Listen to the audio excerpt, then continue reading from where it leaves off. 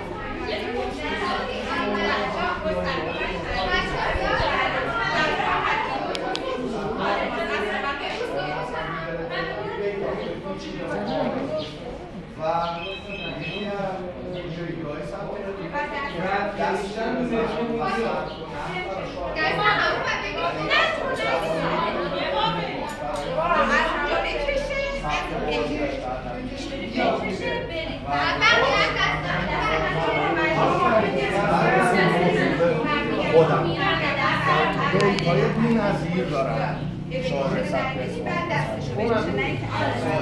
دست طمع چو پیش کسانی کنی دراز گل بسته ای که بگذری از آب روی که ریشه نخل کهن سال از رفتن بیشتر دل بستگی یا متینم روی من خواهر سر بیاد دارستم جناب از تصمیم در من ارسانی بسر یعنی یه تصمیم غیبه شده بعد به سرمش مدامی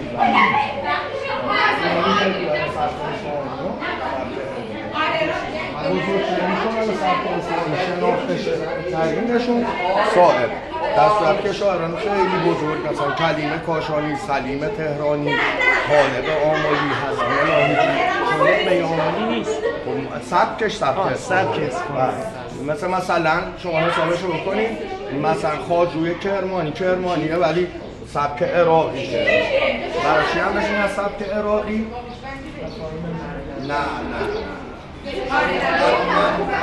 عراق عجم این شعر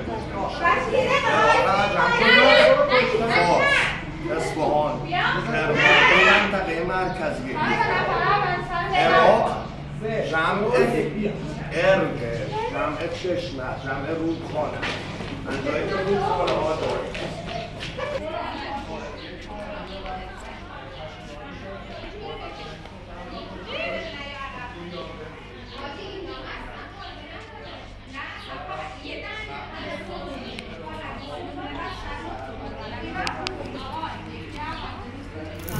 یعنی مدرن و امروزی شعر میگه از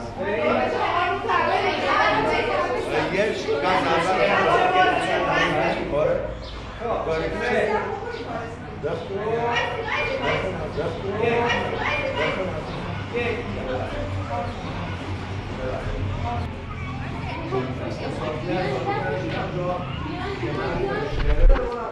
جنت چه جذبه داشت جهنم اگر نبود، شادی نداشت زمزمه غم اگر نبود.